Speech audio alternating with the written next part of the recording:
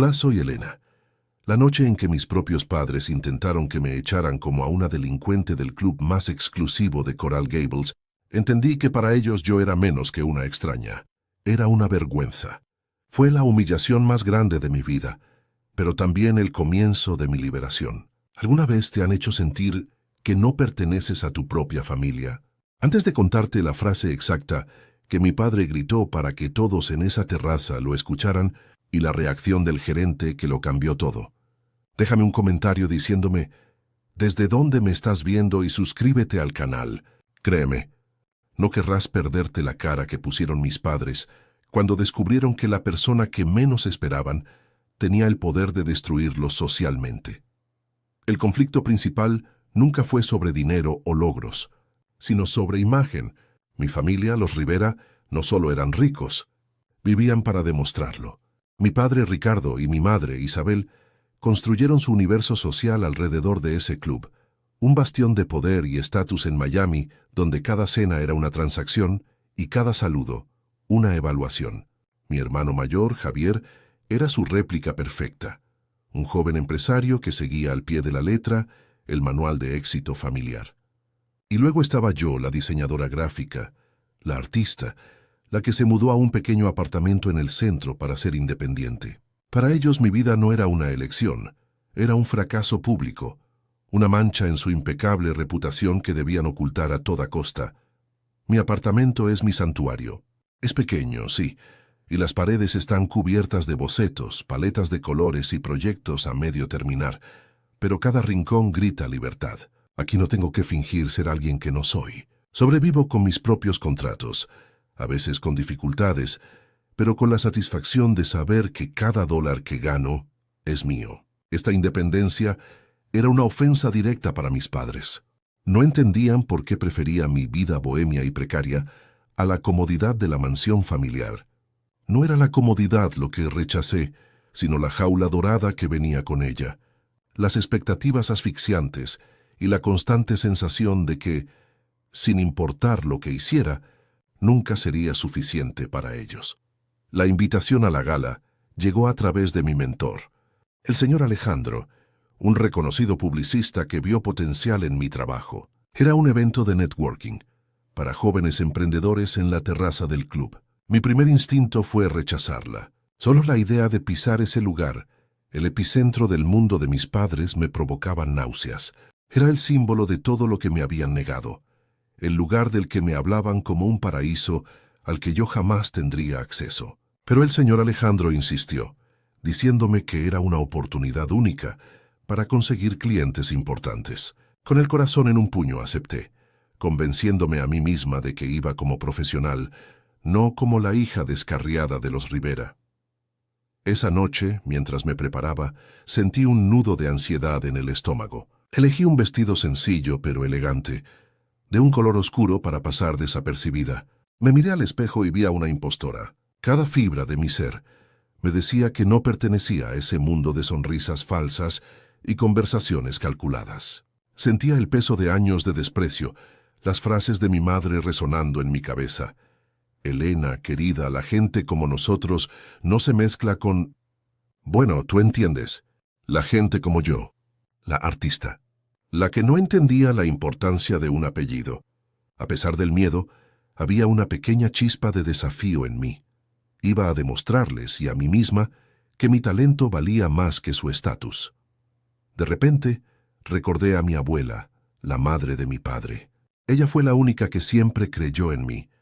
Mientras mi familia veía mis dibujos como un pasatiempo inútil, ella los enmarcaba y los colgaba en su estudio. El verdadero valor no se compra, se construye, mi niña, me decía mientras me pasaba la mano por el pelo. Nunca dejes que nadie te ponga un precio, porque tu alma no está en venta. Ella falleció hace 3 años, y con ella se fue la única voz de apoyo incondicional en esa familia. Aferrarme a su recuerdo me dio la fuerza para salir de mi apartamento, tomar un taxi y dirigirme hacia la boca del lobo, sintiendo su amor como un escudo invisible. Al llegar al club, el lujo me abrumó. Mármol brillante, arreglos florales imponentes y un murmullo de conversaciones importantes llenaban el aire. El señor Alejandro me recibió con una sonrisa cálida, lo que alivió un poco mi tensión. Me presentó a varias personas, potenciales clientes, que parecían genuinamente interesados en mi portafolio. Por un momento, me permití relajarme. Quizás podía sobrevivir la noche. Hablamos de diseño, de nuevas tendencias, y por primera vez en mucho tiempo sentí que estaba exactamente donde debía estar, valorada por mi trabajo y no juzgada por mi árbol genealógico.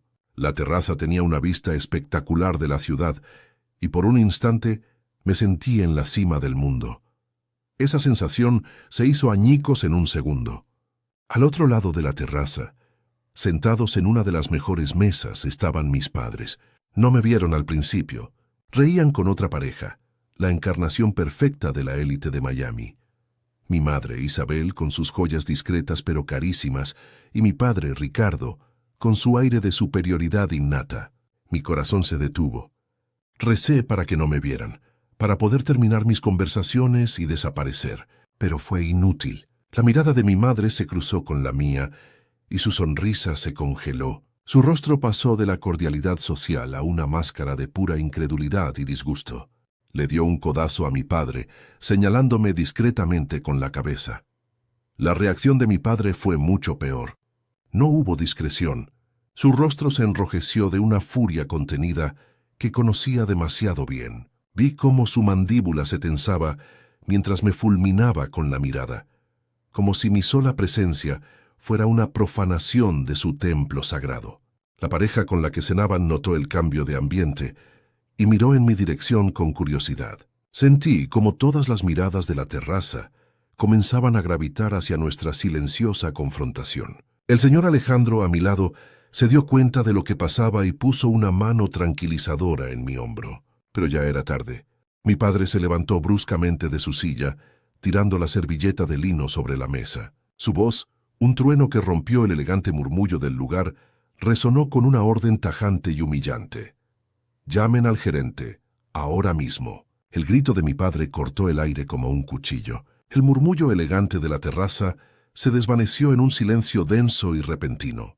Todas las cabezas se giraron en nuestra dirección. Sentí docenas de ojos clavándose en mí, curiosos, juzgándome. El tiempo pareció ralentizarse, cada segundo estirándose en una agonía insoportable. Mi copa de vino temblaba en mi mano.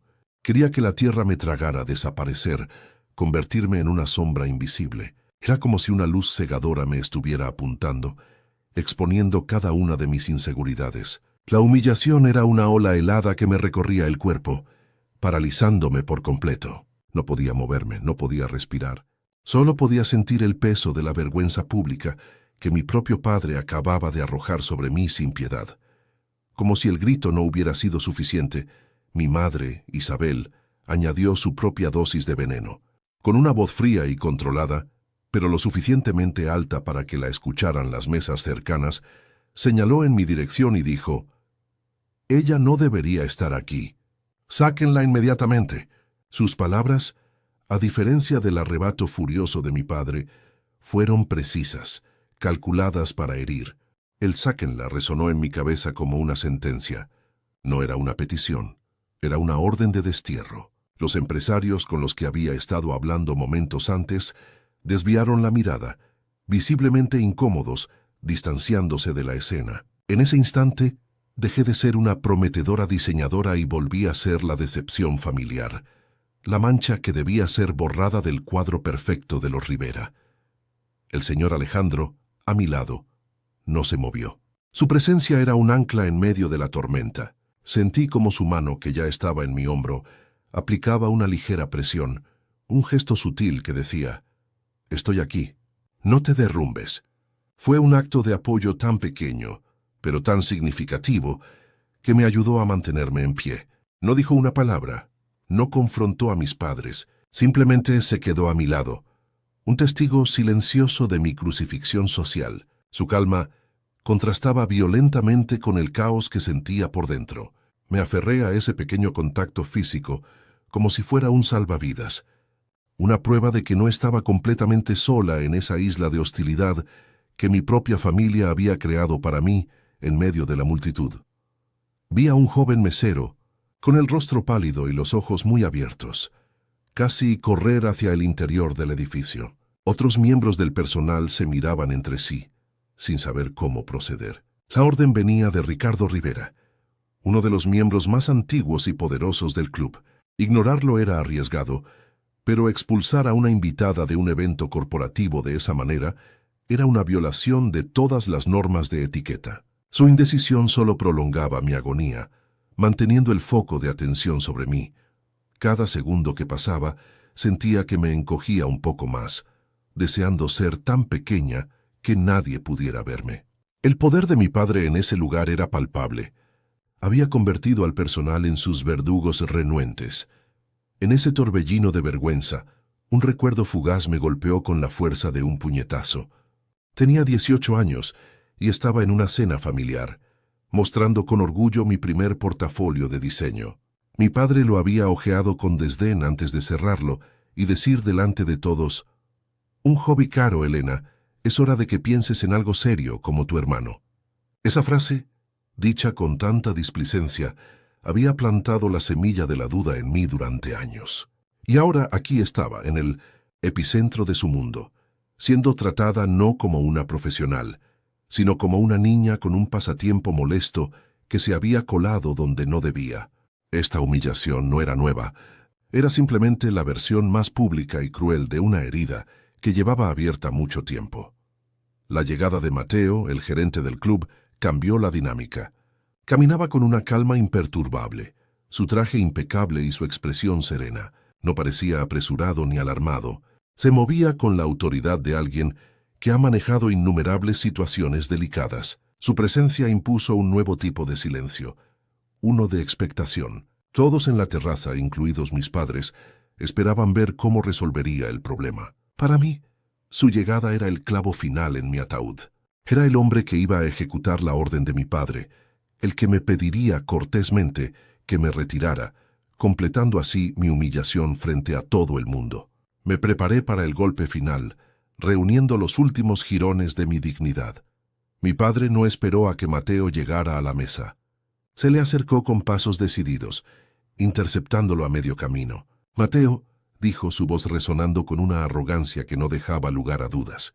Señalándome con un gesto despectivo, continuó: «No sé cómo esta persona logró entrar, pero te aseguro que no es miembro de este club. Quiero que la escolten fuera de mi vista, inmediatamente». La palabra persona la escupió como si fuera un insulto, una forma de despojarme de cualquier identidad, de reducirme a una intrusa anónima. Estaba estableciendo su dominio, dejando claro que aquel era su territorio, y que mi presencia era una violación que debía ser castigada sin demora. Isabel, mi madre, se unió a él, reforzando el ataque con una capa de falsa preocupación por el prestigio del lugar. «Es una situación sumamente vergonzosa, Mateo. Para el club», dijo con un tono condescendiente. «Imagínate el tipo de gente que podría empezar a colarse si las reglas no se aplican con firmeza. Hay que mantener los estándares». Su argumento era perverso. Disfrazaba su crueldad personal como una defensa de los principios de la institución. No se trataba de mí, se trataba del estatus, de la exclusividad. En sus mentes, yo era una amenaza para el delicado ecosistema social que tanto se esforzaban por mantener. Una vez más, yo era el problema que había que eliminar para restaurar el orden. Fue en ese preciso instante que algo dentro de mí hizo clic. El miedo y la vergüenza, que habían sido abrumadores, comenzaron a dar paso a una fría y tranquila rabia. De repente, las palabras de mi abuela resonaron en mi mente con una claridad cristalina. «Nunca dejes que nadie te ponga un precio, porque tu alma no está en venta». Sentí como si su espíritu estuviera a mi lado, dándome la fuerza que me faltaba. Dejé de encorvarme. Levanté la barbilla, enderecé la espalda y miré directamente a Mateo, que ahora se acercaba a mí. No dije nada, pero mi lenguaje corporal cambió por completo. Ya no era la víctima asustada, era alguien que se negaba a ser borrada. La reacción de Mateo me tomó por sorpresa. Pasó junto a mis padres, ofreciéndoles apenas un asentimiento superficial que era casi un desaire. Ignoró por completo su furia expectante y caminó los últimos pasos hasta quedar frente a mí. Su mirada no contenía lástima, desprecio ni confusión. Era una mirada de profesionalismo absoluto, pero debajo de esa fachada me pareció detectar un atisbo de reconocimiento, casi de complicidad. El aire se cargó de una tensión diferente. Ya no era solo mi humillación el centro del espectáculo. Ahora había un nuevo elemento de misterio. ¿Por qué me miraba de esa manera? ¿Qué sabía él que los demás, incluidos mis padres, ignoraban por completo? El silencio se hizo tan profundo que podía oír los latidos de mi propio corazón. Mateo se detuvo a un par de pies de mí, creando una barrera invisible entre nosotros y el resto de la terraza. Mis padres lo observaban, sus rostros una mezcla de impaciencia y confusión por el hecho de que él no estuviera arrastrándome hacia la salida. El señor Alejandro seguía a mi lado, inmóvil. Mateo me miró directamente a los ojos y por primera vez esa noche alguien me vio. No a la hija de Ricardo Rivera, no a la intrusa, sino a mí, Elena. Se inclinó ligeramente como un gesto de respeto y se preparó para hablar. Lo que fuera a decir a continuación, yo sabía sin la menor duda que cambiaría absolutamente todo. Con una voz que no tembló, Mateo se dirigió a mí, ignorando por completo la furia de mi padre que ardía a su lado. «Señorita Rivera», dijo con una formalidad impecable, «le pido disculpas por esta lamentable interrupción. ¿Hay algo en lo que pueda asistirla? ¿Algún problema con el servicio o con su mesa?» Sus palabras cayeron como piedras en un lago en calma, creando ondas de confusión que se extendieron por toda la terraza. No me estaba echando, me estaba tratando como a la invitada más importante del lugar. Mi mente se quedó en blanco por un segundo, incapaz de procesar la surrealista escena. El guión que mi padre había escrito para esta noche acababa de ser arrojado a la basura, y el gerente del club era quien sostenía la pluma ahora. Mi padre, Ricardo, se quedó boquiabierto, su rostro pasando del rojo furia al púrpura de la incredulidad. «¿Qué demonios estás diciendo, Mateo?», espetó su voz un siseo bajo y peligroso. «Te di una orden clara. Esta mujer no pertenece aquí. ¡Escóltala fuera ahora mismo!». Isabel, a su lado, asintió con vehemencia, sus ojos fríos fijos en el gerente, como si estuviera tratando de fulminarlo con la mirada. Pero Mateo no se inmutó. Mantuvo su postura calmada y su mirada fija en mí, esperando mi respuesta, como si la opinión de mi padre fuera un ruido de fondo irrelevante. En ese momento, el equilibrio de poder en la terraza se inclinó de una manera tan sutil, pero tan sísmica, que todos lo sintieron. En medio de ese caos silencioso, la imagen de mi abuela Esther volvió a mí, esta vez con una claridad abrumadora. La recordé sentada en el porche de su casa, entregándome una pesada llave de latón antiguo el día de mi graduación. «Hay puertas que el dinero no puede abrir, Elena», me había dicho, su voz suave pero firme. «Pero la dignidad y la integridad sí pueden. Esta llave es un recordatorio. Un día entenderás qué puerta abre». Nunca supe a qué se refería, y la llave había permanecido olvidada en el fondo de mi joyero, un simple recuerdo sentimental. Pero ahora, mirando a Mateo, sentí una extraña conexión entre sus palabras y el recuerdo de mi abuela. Una pieza del rompecabezas que no sabía que estaba armando acababa de encajar. Mateo finalmente se giró hacia mi padre, pero su tono no era de sumisión, sino de una firmeza inquebrantable. «Señor Rivera, mi deber es seguir los estatutos y protocolos del Riviera Club. La señorita Elena Rivera está aquí como invitada de honor del evento de esta noche, y su presencia está plenamente autorizada». Luego, con una pausa calculada que colgó en el aire, añadió: «Cualquier intento de perturbar la paz de nuestros invitados, sin importar su estatus de membresía, será tratado con la seriedad que corresponde». La amenaza velada era inconfundible. No solo se negaba a obedecerle, sino que le estaba advirtiendo que él, Ricardo Rivera, era quien estaba a punto de cruzar una línea. El murmullo entre los invitados cambió de tono. La curiosidad morbosa se transformó en un zumbido de especulación. La gente no apartaba la vista, pero ahora sus miradas no estaban llenas de lástima por mí, sino de confusión y asombro hacia mis padres. Vi a la pareja que cenaba con ellos intercambiar una mirada incómoda, distanciándose sutilmente de la escena. La humillación, como una marea, estaba retrocediendo de mi orilla y comenzando a inundar la de ellos. Por primera vez en mi vida, no era yo la que estaba fuera de lugar en su mundo.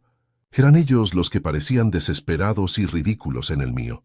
El señor Alejandro me dio un ligero apretón en el brazo, un gesto de sigue así. Encontré mi voz. Estaba temblorosa al principio, pero gané fuerza con cada palabra.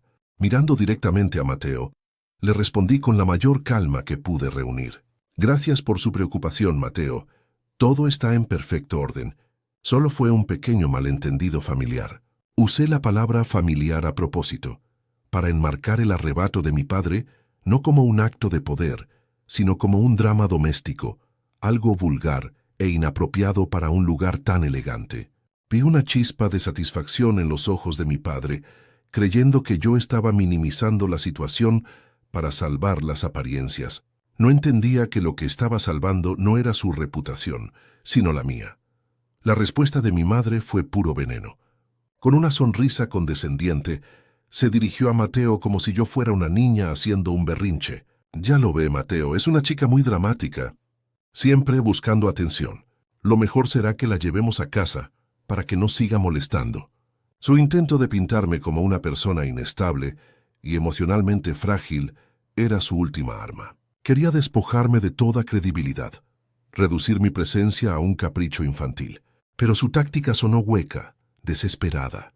En lugar de hacerme parecer débil, solo la hizo parecer a ella cruel y manipuladora ante los ojos de todos los que observaban la escena con una atención casi hipnótica. Fue entonces cuando Ricardo, al ver que su autoridad se desmoronaba, cometió su error fatal. En un último intento por reafirmar su dominio, gritó: «¡Esto es absurdo! Yo soy miembro fundador de este club. He invertido millones en este lugar. Esta membresía me da derecho a decidir quién entra y quién no». Su voz estaba cargada de una arrogancia que rayaba en la histeria. Estaba poniendo sobre la mesa su carta más alta. Su dinero, su estatus, su poder. Estaba convencido de que era un argumento irrefutable, la frase que pondría fin a toda esta locura y restauraría el orden natural de su universo, conmigo fuera y él en la cima. Mateo ni siquiera parpadeó. Con una paciencia casi quirúrgica, consultó una tableta que llevaba en la mano. Levantó la vista, primero hacia mi padre y luego de nuevo hacia mí. Su voz fue clara y resonó en el silencio expectante. «Tiene razón, señor Rivera. La membresía fundadora número 1, la que otorga el control mayoritario sobre las decisiones del comité, es de hecho la base de la autoridad en este club». Hizo una pausa dramática, dejando que el peso de sus palabras se asentara. Mi padre hinchó el pecho, una sonrisa de triunfo comenzando a formarse en sus labios. Estaba seguro de que había ganado, pero entonces Mateo asestó el golpe final. Sin embargo, continuó, su mirada fija en mí con un respeto que me heló la sangre. Según nuestros registros, actualizados esta misma mañana por los abogados del fideicomiso, esa membresía ya no le pertenece a usted. Fue transferida en su totalidad, por disposición testamentaria de la señora Esther Rivera, a su única y legítima heredera. El mundo pareció detenerse.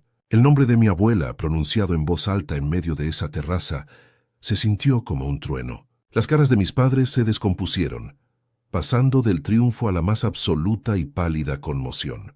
Y yo por fin entendí el verdadero poder que mi abuela me había dejado. La llave no abría una puerta, abría un imperio.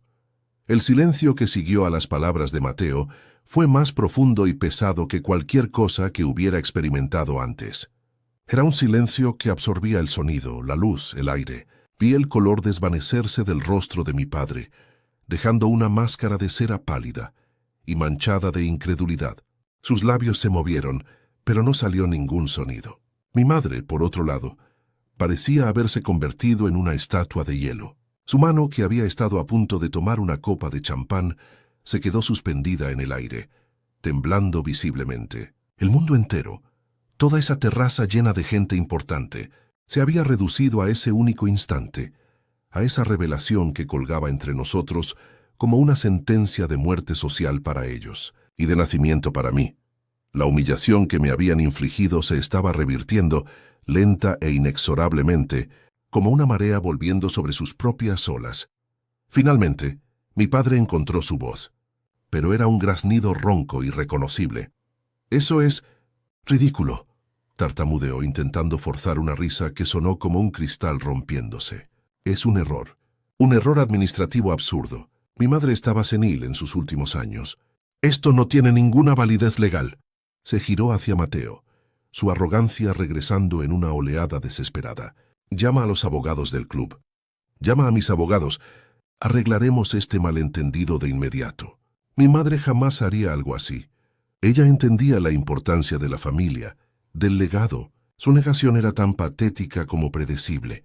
Estaba intentando reescribir la realidad a gritos, convencido de que si lo decía con suficiente fuerza, se convertiría en verdad. Pero la verdad ya estaba allí, de pie frente a él, y era yo. Mi madre, Isabel, recuperó la compostura más rápido, pero su método fue mucho más cruel. Sus ojos, dos esquirlas de hielo, se clavaron en mí. «Tú hiciste esto», siseó, su voz baja pero cortante, llena de un veneno que me era demasiado familiar. «Manipulaste a una anciana. Siempre has estado celosa de tu hermano, de lo que hemos construido. Esta es tu pequeña y patética venganza, ¿no es así? Usar la demencia de tu abuela para robarnos lo que nos pertenece por derecho». Cada palabra era un intento de apuñalarme, de hacerme sentir culpable, de pintarme como la villana de la historia. Quería que todos en esa terraza me vieran como una usurpadora sin escrúpulos. Era su último y desesperado intento de controlar la narrativa, de arrastrarme de vuelta al lodo con ella. Pero sus acusaciones ya no me dolían. Eran simplemente el ruido de un animal herido y acorralado. Mateo, con una calma que desarmaba, levantó su tableta sin decir una palabra. Giró la pantalla hacia mis padres. En ella se veía un documento digital con el membrete del bufete de abogados más prestigioso de Miami. Su dedo señaló un párrafo resaltado en amarillo. «Señor y señora Rivera», dijo con una formalidad glacial, «este es el comunicado oficial que recibimos esta mañana. La cláusula es inequívoca y fue ratificada por 3 notarios y un juez, debido precisamente a las previsiones que la señora Esther Rivera tomó para evitar cualquier impugnación. La transferencia es legal, irrevocable y efectiva desde el momento de su fallecimiento. El club simplemente ha sido notificado hoy para actualizar sus registros. La prueba era irrefutable. No era un error. No era una manipulación. Era un acto de voluntad deliberado, calculado y sobre todo definitivo. El rostro de mi padre se contrajo en una mueca de pura impotencia. En ese momento, el murmullo de la terraza se desvaneció para mí. Tuve una visión tan clara como si estuviera sucediendo de nuevo. Mi abuela y yo sentadas en su jardín, rodeadas de orquídeas.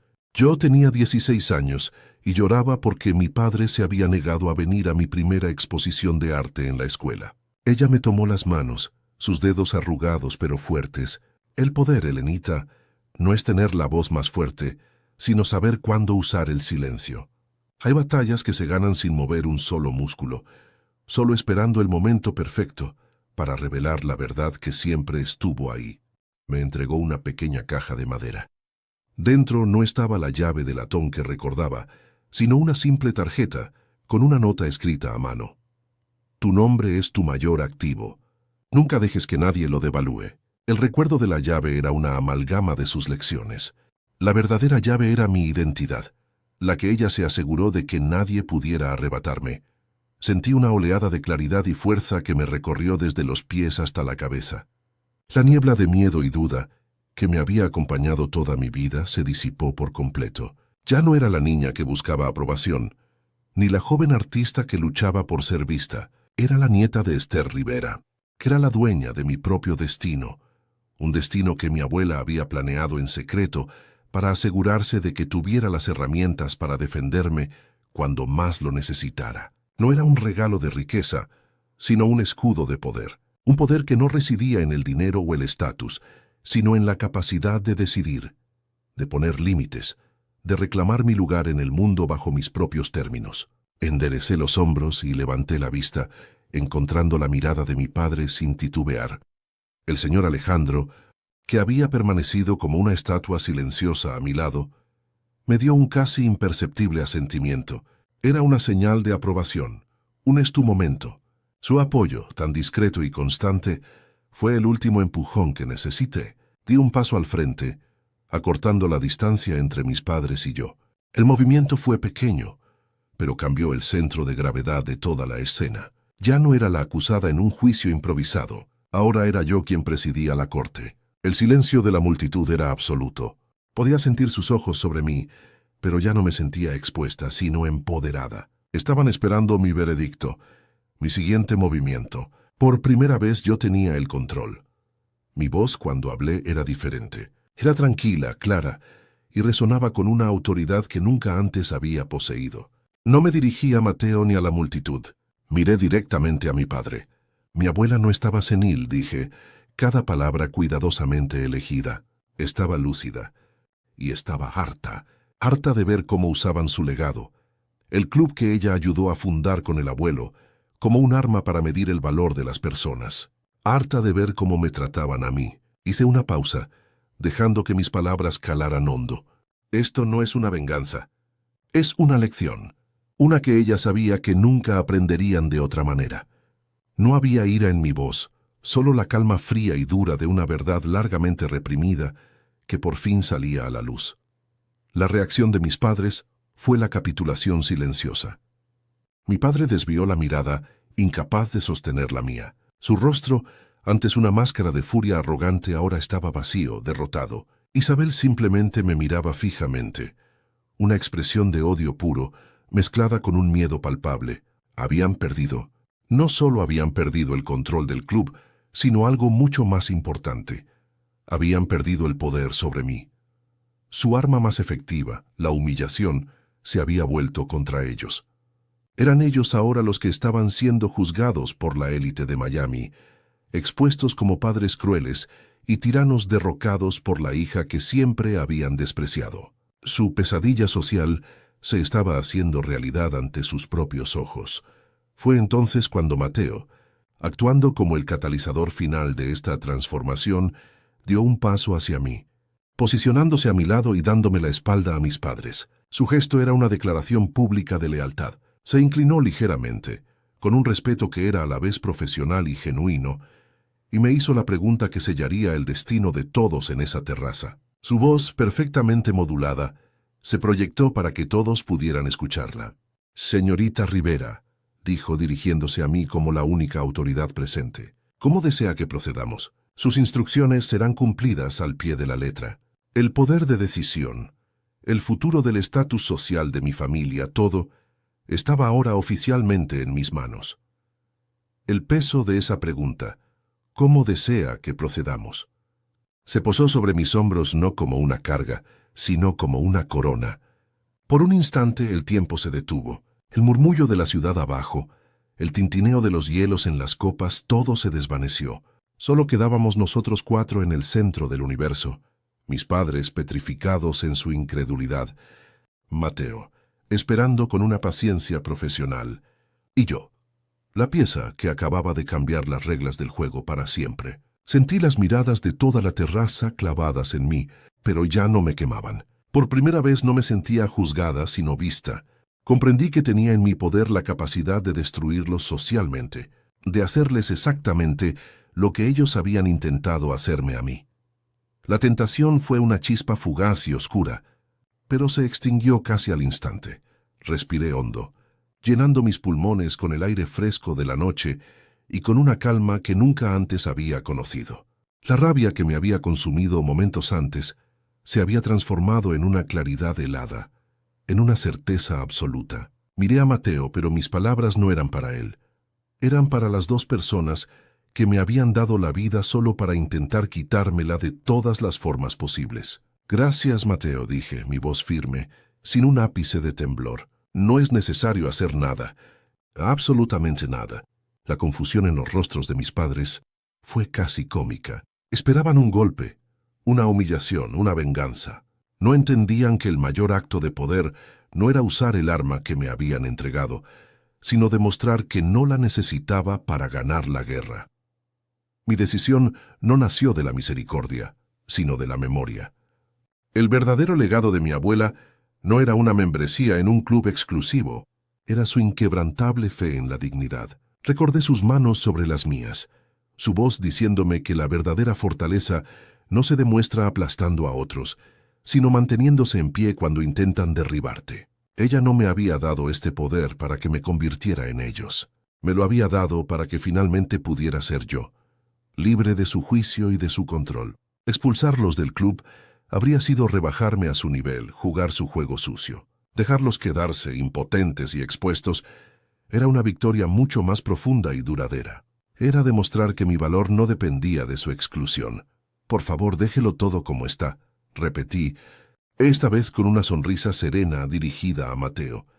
Él asintió una sola vez, comprendiendo perfectamente el mensaje no verbal. No era un perdón, era un despido de su influencia sobre mi vida. Con ese simple gesto, les quité su última pizca de poder, la capacidad de afectarme. Luego, con una lentitud deliberada me giré para enfrentar a mis padres. La pareja con la que cenaban se había levantado discretamente y se había alejado, dejándolos solos en su isla de vergüenza. El espectáculo había terminado para los demás, pero para nosotros, el verdadero acto final acababa de comenzar. Eran solo ellos y yo, bajo la luz de la luna de Miami, con años de dolor y desprecio acumulados entre nosotros. Los miré directamente a los ojos, uno por uno. Primero a mi padre, Ricardo. Su rostro, que momentos antes era una máscara de arrogancia, ahora era un lienzo de derrota. La furia había sido reemplazada por una vulnerabilidad patética que nunca le había visto. Luego miré a mi madre, Isabel. En sus ojos no había derrota, sino un odio puro y gélido. Un odio que nacía del miedo, del terror a haber perdido el control para siempre. No sentí ni lástima ni triunfo. Sentí nada. Un vasto y pacífico vacío donde antes había un agujero negro de necesidad y dolor. Eran simplemente dos personas, reducidas a su verdadera esencia, inseguras, crueles y ahora completamente irrelevantes para mí. Yo pertenezco aquí, dije, y mi voz no se alzó, pero cada sílaba resonó con el peso de una verdad irrefutable. No por llevar su apellido ni por esta membresía. Hice una pausa, asegurándome de que me escucharan, de que cada palabra se grabara en su memoria.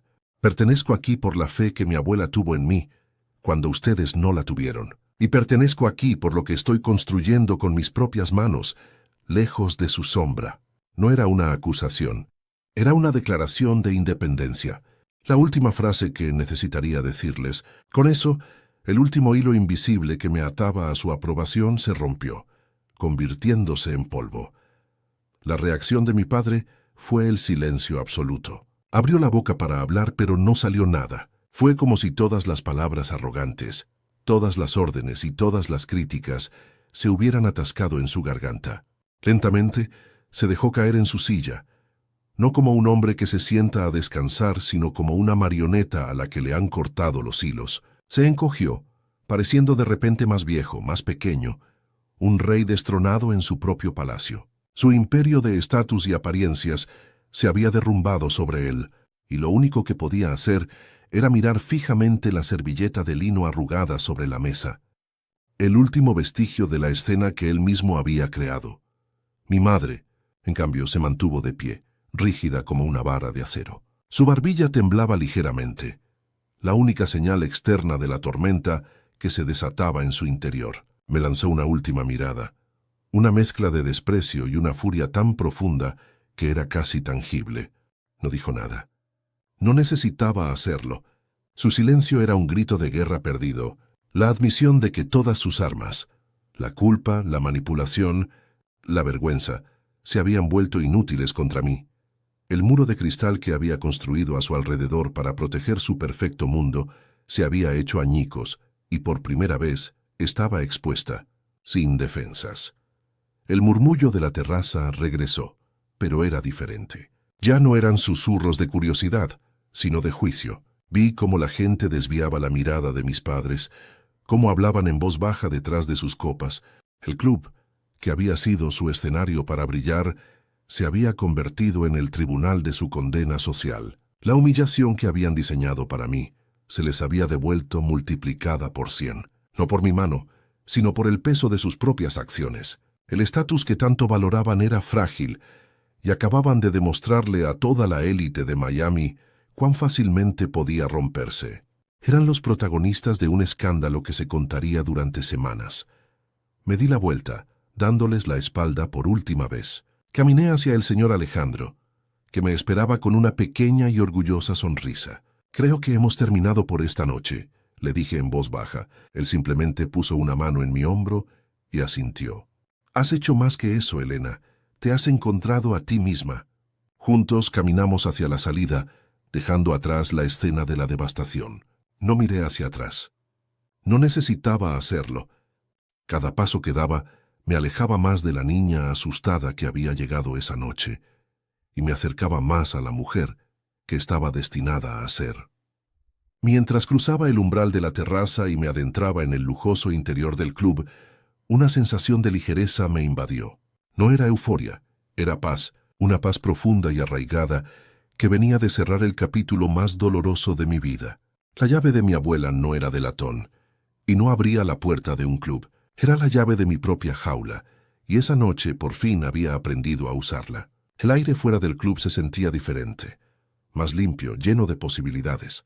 Por primera vez en mi vida, sentí que el futuro era un lienzo en blanco, y yo, y solo yo, sostenía los pinceles. Al salir del club, el aire de la noche de Miami se sentía diferente, como si pudiera respirarlo por primera vez, sin que pesara en mis pulmones. El señor Alejandro no dijo nada durante el trayecto en taxi de regreso a mi apartamento. Su silencio era un gesto de profundo respeto, una forma de darme el espacio que necesitaba para procesar la monumental transformación que acababa de ocurrir. No hubo preguntas ni consejos, solo la presencia tranquilizadora de alguien que había sido testigo de mi renacimiento. Cuando llegamos a mi edificio, simplemente me dio un apretón en el hombro y dijo: «Estoy muy orgulloso de ti, Elena, no por lo que tienes, sino por lo que eres». Esas palabras significaron más para mí que cualquier membresía o cuenta bancaria. Esa noche dormí profundamente, sin pesadillas por primera vez en años, sintiéndome por fin dueña de mi propia casa y de mi propia vida. A la mañana siguiente, la realidad de mi nueva situación comenzó a asentarse de formas muy concretas.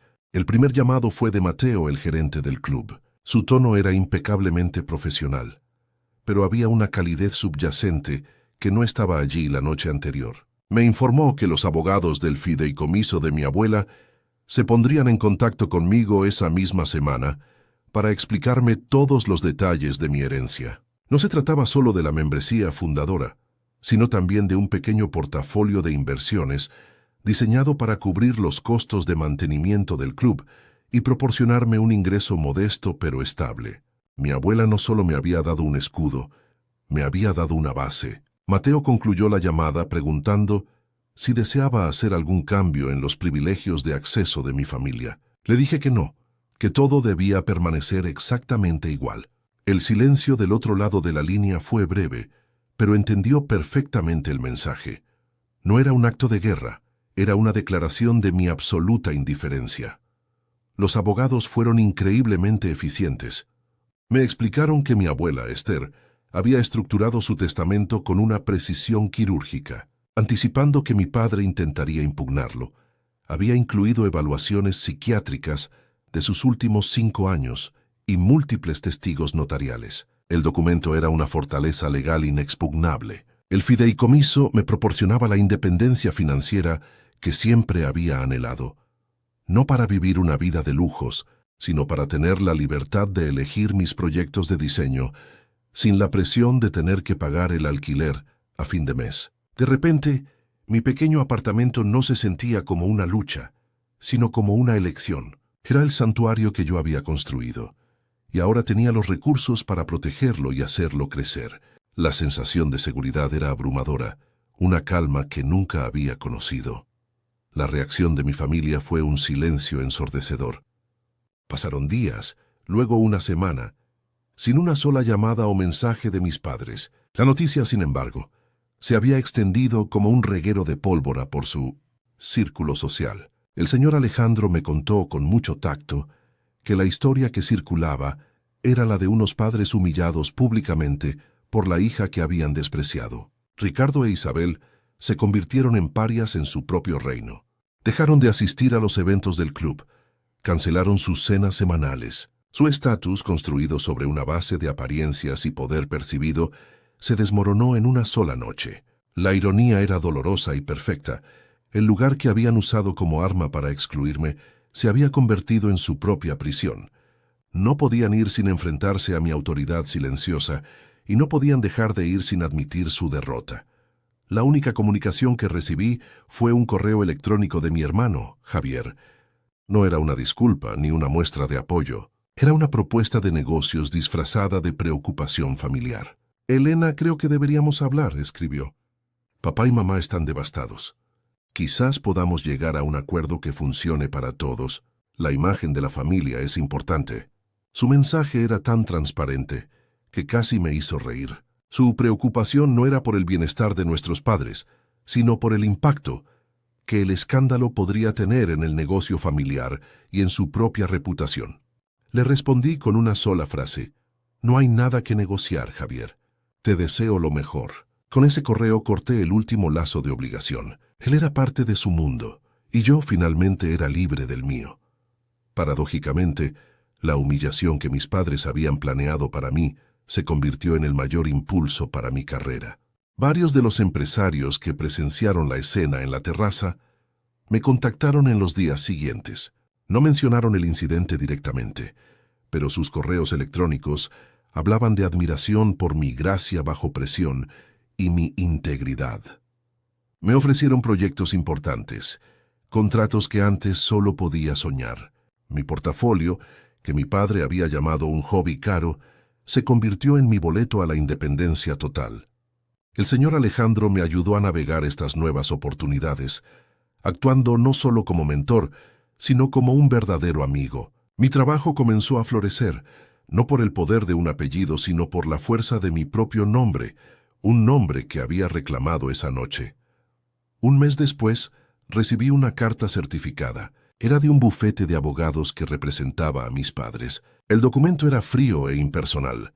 En él, Ricardo e Isabel me ofrecían una suma considerable de dinero, a cambio de que yo les cediera el control total y absoluto de la membresía fundadora. Ni una palabra de arrepentimiento, ni una pizca de emoción. Era su último y desesperado intento de comprar su poder de vuelta, de reducir nuestra relación a lo único que siempre habían entendido: una transacción financiera. Le pedí a mi abogado que respondiera con una negativa formal y cortés. La carta no me causó dolor ni ira.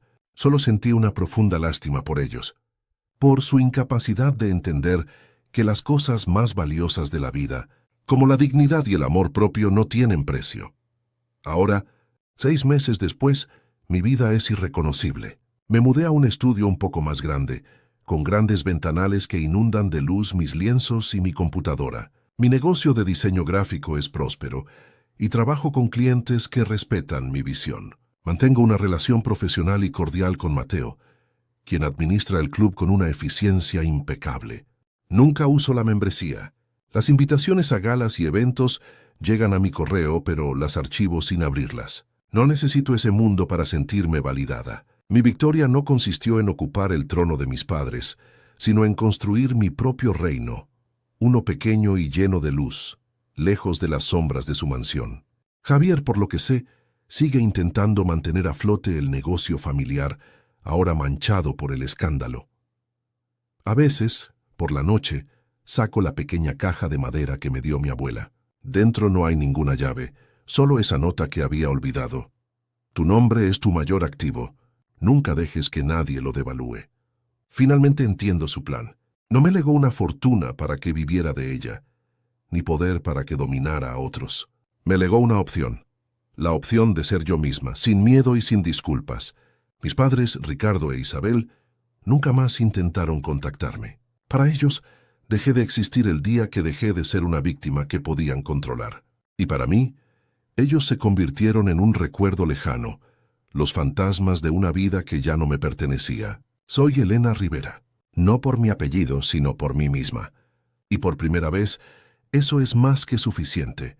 Así que, si te estás preguntando cuál fue el sabor de la victoria esa noche, te diré que no fue dulce como la venganza.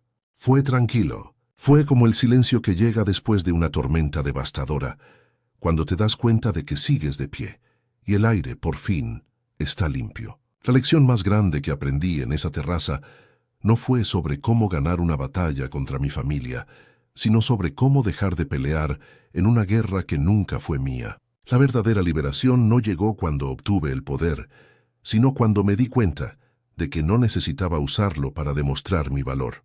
Mi historia no es sobre heredar un club, es sobre heredar mi propio nombre y decidir por primera vez lo que realmente significaba. El poder que mi abuela me entregó fue una prueba, no un arma.